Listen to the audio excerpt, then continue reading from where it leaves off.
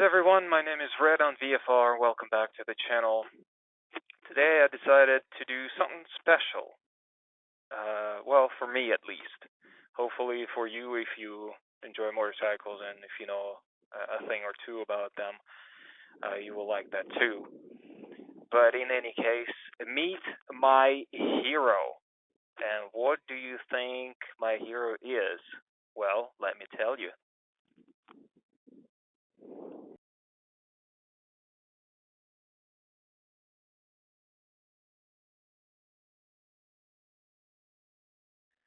Well, as some people say, you shouldn't really meet your hero, but I met my hero and I love it. This is the only reason why I decided to ride motorcycles in general, just because of the pure look of this 90s motorcycle and, its sound, its unique sound. No other motorcycle really doesn't make such a unique, beautiful engine sound, not the muffler, but the engine sound, and a bunch of cool futuristic things on it, just like that seat cowl. And there's a seat actually under the seat cowl, so the passenger can actually sit on it as soon as the cowl is removed. But then the passenger has to carry the cowl because there is no other place to put it. The muffler is big, typical for any motorcycle, even by today's standards, and the center stand. It actually works. That is amazing. But that is a 1994 Honda VFR 750. That would be a V4 gear-driven cam, not chain, but gear. Therefore, the sound. I do love the look of it. I still love how VFRs even today integrate their turn signals into their fairing, just like over here, and the back as well. Same thing. It's integrated into the fairing. It's not sticking out like stupidly so that you can smash it as soon as you dismount the motorcycle. This one is integrated. You can forget about it, that they actually exist. So the streamline is perfect on this bike. It's complete. Nothing it looks out of shape, out of place. Now the only thing is just I don't understand why those are rubber, not plastic. Why not just to put like black metal arms in there instead of that stuff? I guess that's here for completeness, probably. Well, whatever. Nothing too special on the bike apart from the seat. The seat is custom. I think it's Corbin seat. Aftermarket, it's wider and firmer. So on this seat, I can actually ride for a lot longer than on my VFR 800.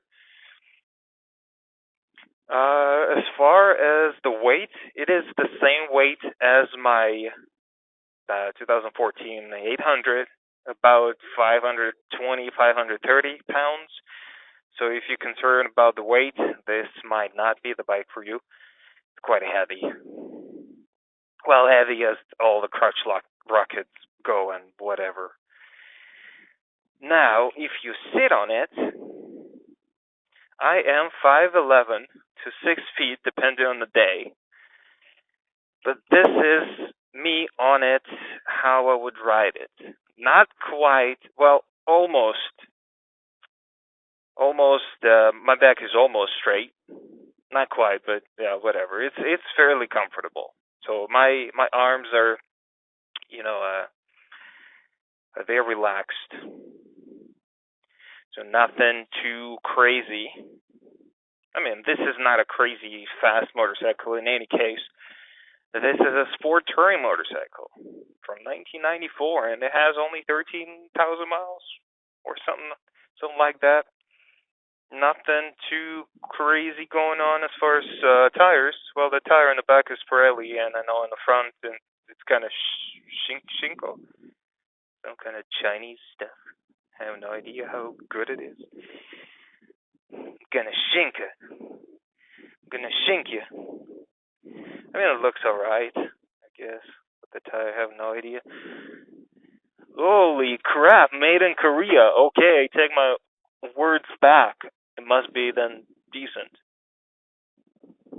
Unbelievable. Made in Korea. I didn't know that. First time I see it. Yeah, I'm amazed. But why don't we jump into the cluster, instrumental cluster, and I'll show you what's going on in there. It's quite busy.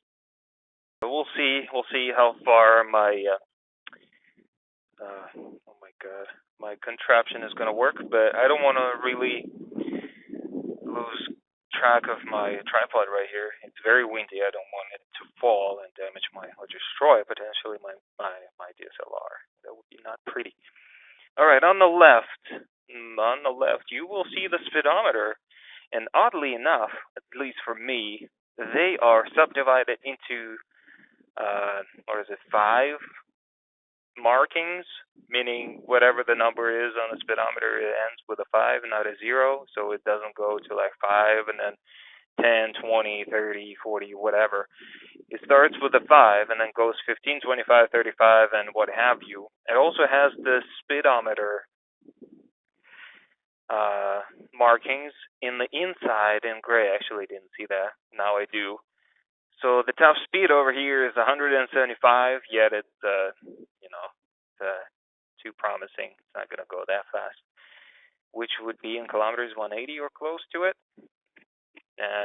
Here's a odometer 13,178 at the moment, and that was the full tank. It went 54 miles. We'll see how long that lasts.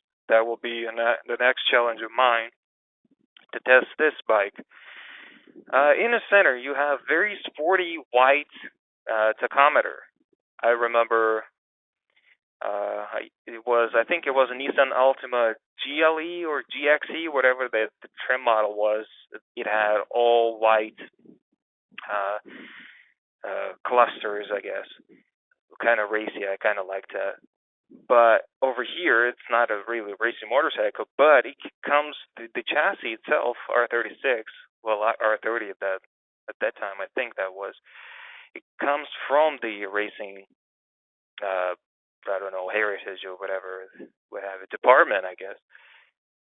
So the red line is at, what is it, 11,500, or is it 11,500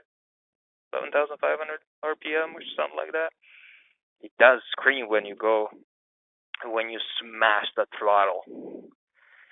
And then over here, let's see if it's visible. There's a temperature gauge. That would be the cooling temperature, not the oil, the cooling. I mean, it's kind of the same and kind of not.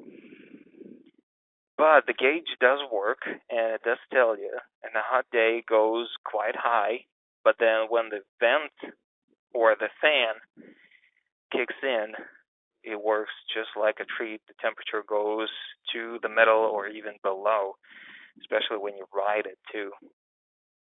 Over here, it's quite dusty. It's quite a dusty motorcycle. Over here, it's a fuel gauge, so a very nice feature to have. It's from 1994, 5-gallon tank, maybe 5.5, something like that.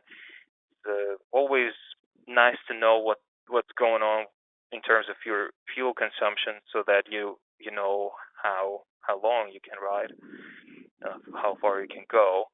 Over here is a fuel light, meaning you're low on fuel if it lights up. Oil lamp, I'm sure if it's hot or something, or maybe if it's on the low end. Turn signal, neutral indicator, that turns green when it's in neutral. High beam is blue, so that lights up whenever you use your high beam. Side stand is obviously when side stand is used, as just like right now. Turn signal to the left on the other side. And over here we have a digital clock. That actually pretty good, and you can adjust it by those two discrete H and M buttons. When when Honda first introduced its VFR 800 of 2014, which is RC79, the one that I have right now. People were complaining, why the hell the turn signal or whatever that lever is below the horn. Well, to me, the most obvious or the most useful position for the turns is on the bottom, so that the horn is actually on top of the turn contraption or whatever you want to call it, turn lever indicator, just like here. So you don't have to really use your thumb and lift it too high to use the turn switch. Here we go, the switch. So meaning, like, what do you do more, honking at people, or you use your turn indicator lever? I do prefer it on the bottom, which means RC79 does a better job at this. I don't need horn, so why not to put horn where I won't be able to use it too often? But when you're switching between the bikes, you have to realize that the controls are a tiny bit different, so that you are not honking at people where you should be using the turn switch and vice versa. Well, thank you for joining me. I do hope you enjoyed the little review of the physical dimensions kind of a motorcycle. It's not too different from mine, but yet it kind of is. But in any case, the next review will be of how it rides. So join me, and we'll see you in the next one. Take care, and goodbye.